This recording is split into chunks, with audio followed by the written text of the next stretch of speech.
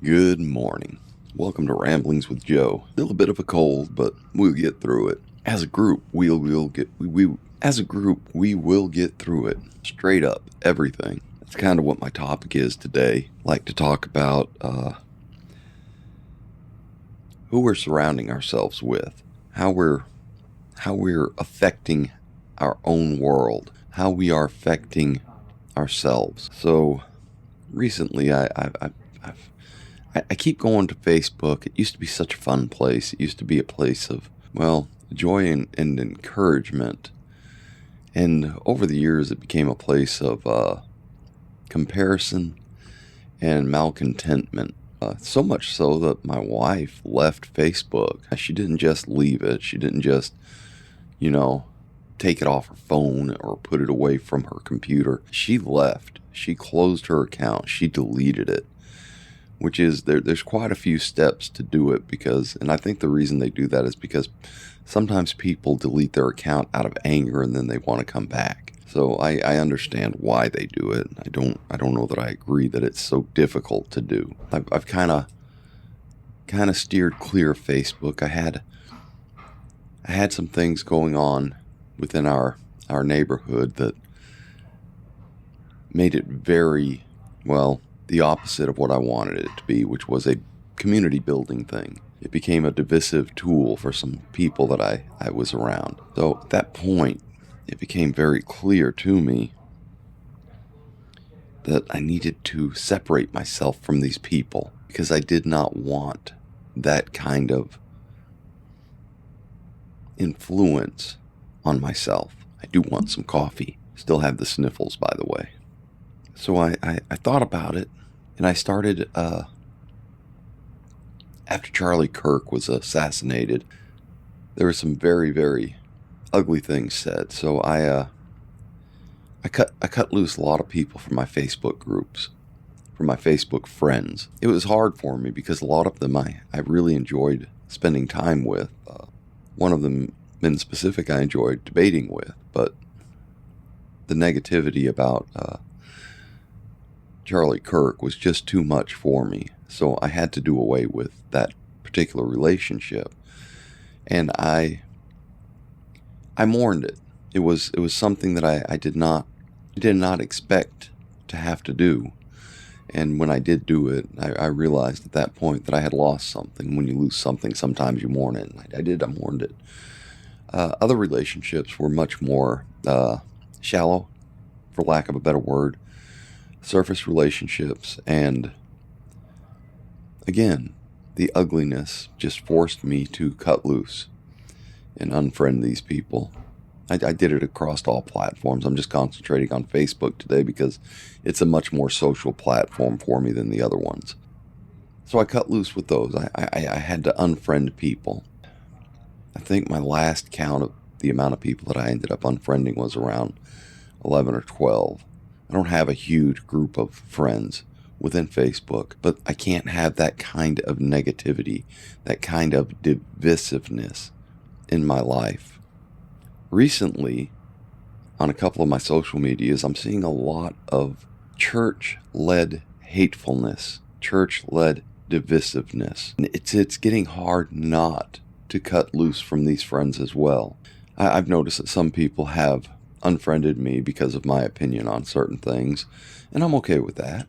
If I'm a negative influence in your life, you should definitely cut ties. That's how it works. That's how we surround ourselves with people that, we agree with and make our lives better. However, I have to warn myself and kind of put this out there as a warning to others that we have to be careful not to create just an echo chamber. I have other people that I disagree with about things that I've kept in my life and on my social media so that I can, have other ideas than just those that I am content with. But there are some hateful things being said right now, and I don't understand it. I don't want to understand hate. I don't want to understand divisiveness. One of the reasons I had to leave, many churches, was because they would try to use the Bible to teach the Word of God. And then they would use the Bible to teach exclusivity, divisiveness. And I couldn't agree with that. I couldn't go along with that. There's a difference between discernment and divisiveness. As far as the Christians in my life go, I'd like you to know that Christ did not come to earth to condemn the sinners. According to your own teachings, he came to our realm to save them and to watch the hate and vitriol that you are spouting reminds me why I left those particular organizations. I understand there are repercussions for actions. As I just said, I have had to cut ties with some friends on Facebook and Instagram, and I get it. You do what you have to do to stay well within yourself and within your belief system. Just remember, you kind of get back what you put out. Your world is a reflection of who you are. Your relationships are a reflection of who you are. As I said in the last episode, I had no use for the Super Bowl. I'm living in the Super Bowl of life and politics, man. Half the people in my world are liberal, the other half are conservative, and man, they just go at each other constantly. The only difference is I don't have to put up with the commercials. I don't have any Pepsi and Dorito ads. But I had to look at myself this morning because I was contemplating this, and I had to ask myself, am I surrounding myself with kind people? Am I surrounding myself with people who care, who are forgiving and loving? And the answer is yes. For the most part, that's what I do. I don't belong to a specific church. As I've stated, I belong to the church of I don't know. Very, very happy with my church. It never lies to me. My church tells me when it's not sure about something, mostly because I use common sense and a belief in a creator that is a loving creator, not a divisive creator. If your spiritual leader, if he or she is teaching you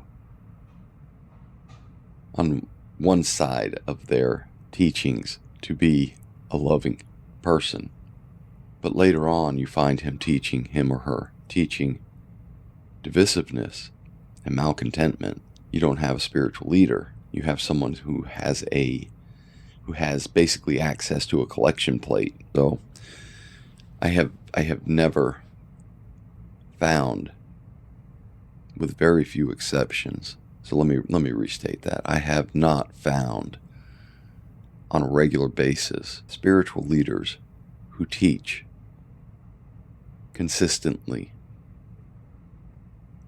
that we are one body. It's hard to go it alone, and it's hard to sit and listen to a preacher, a rabbi, or any spiritual leader. The idea of discernment. You have to be able to tell the difference between good and evil. And as we go through life, we have to creation. That person that was created. You believe in a creator, then you have to accept the fact that the person that was created has been corrupted if they are doing evil and doing evil actions. So you have to, in the vernacular of Christians, you have to hate the sin but love the sinner. And I see a lot of people who have just said, well, I hate the sin and the sinner. And I find that hugely concerning. As I said, there is a difference between discernment and divisiveness. And are you preaching? Are you surrounding yourself with people who are preaching divisiveness? That group of people is evil. My group of people is not. Is that where you're at? Is that what you're teaching? Is that where you're being taught? If that's what you're being taught, you probably should change your world, change your surroundings, change the people who are around you. That's not even the worst of it. The worst, the most abhorrent teaching oftentimes comes from ourselves. When we look into ourselves and we say, certainly my actions can't be bad. Certainly I'm not a bad person. But those people over there are bad people. That's something that I have to, number one, I have to keep it in check. Because yes, I can do bad things. I have done bad things. I'm a human being. I've made mistakes. We all have. We've all made the error in judgment that caused harm to others. It's what we do after we recognize it. It's what we do when we see it within ourselves. Do we change it, or do we stay where we're at and decide to overlook it and really just accept that we are vile, and we re-categorize that as not vile, but as acceptable? Do no harm. We have doctors that take oaths, and one of the oaths that they take is do no harm. I think it's a good thing to take an oath like that. I took an oath once to protect the country and the Constitution, and I see it trampled on fairly often, and it upsets me. It wasn't an oath that I took just for the time that I was within the military. It was an oath that I took for life, and I take it seriously. I hope the doctors take that seriously, and I hope that we can all take that oath of do no harm. There's a lot of investment in that oath of do no harm. Doing no harm means protecting the innocent as well as making sure we don't do harm. Perhaps that's a subject for another day. But the idea that we can be so divisive within our little cliques or groups of people, not embrace each other as one race, the human race. We all have a culture. We all have a culture of choice. We choose who we want to be. We choose what traditions we want to have. At some point, when you reach the age of accountability, when you reach an age of cognitive fulfillment, somewhere around the age of 25, you have to decide, I'm going to be Catholic, I'm going to be Baptist, I'm going to be Jewish, I'm going to be, that doesn't mean it's fixed in cement, but it does mean that at that point you're making your own decisions, and we have to decide what we're going to do and how we're going to treat people, and if we're going to take from society the evil vileness that it may provide us, or if we're going to embrace the goodness. I continue to try and embrace the goodness. It is not an easy discernment to make. I will continue to embrace all those people around me that I can, not caring what their faith is, what their political affiliation is, what their race is. I don't care. What I care about is, are you a good person, and are you doing good things for people around you? So the reason this came up was because it keeps popping up on my YouTube comments that I'm riding the fence. I'm not riding the fence. I am literally putting aside the false dichotomy that both parties are putting forth, that all religions are putting forth. And I'm embracing the intent of the Creator, which is to love one another. And I can't understand the idea that we go through life thinking that a whole group of people's intent is evilness. I get so many things running through my mind when I say something like that, because I look over at for the most part, I disagree with a lot of the issues that the liberals have to say. But I know their intent, when you get and you talk to them one-on-one, is to do well for the people around them. It is a matter of the mechanisms that we all believe will work. What I'm talking about is intent. And when you look over at the opposing party, whether it's political, religious, or race, or cultural, and you say to yourself, what is their intent? And if their intent, pick a topic. I mean, a Christian's intent is to save souls. Well, that seems honorable. A person of the Jewish faith intent is to worship God. Well, that seems honorable. A person who's in the Democratic Party, well, their intent seems to be to make the best world that they can for humanity. Well, that seems honorable. The Conservative Party, same thing. That seems honorable. It's intent. And I think we forget what the intent of each other are.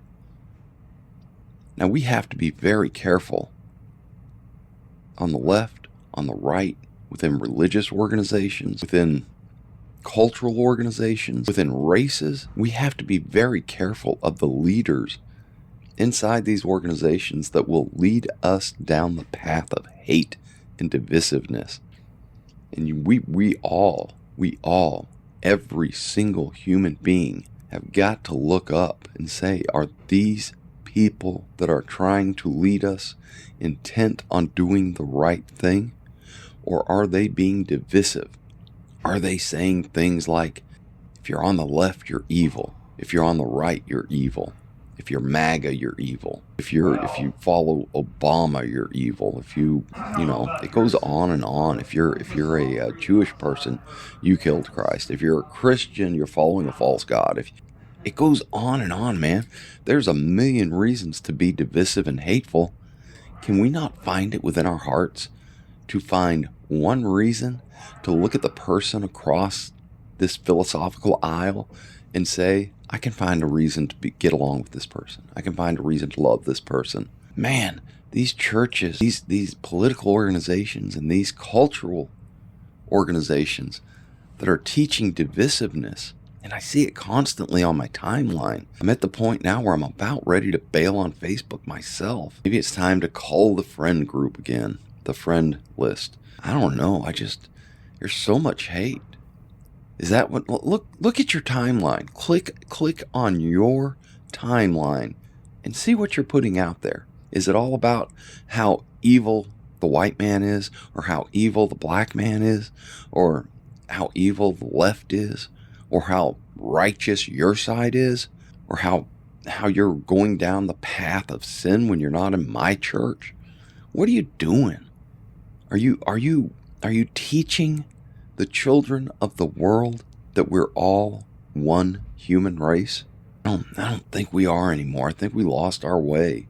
I saw recently on a documentary that I was watching how the 80s and 90s were more race-based, peaceful than we are now. That during the 80s and 90s we were kind of coalescing into more or less one race of people here in America, I'm speaking about, and how we were played in America into a situation of divisiveness, and I don't see a way out. I've had conversations with friends and family that talk about, hey, I just hope that my time here is over before the huge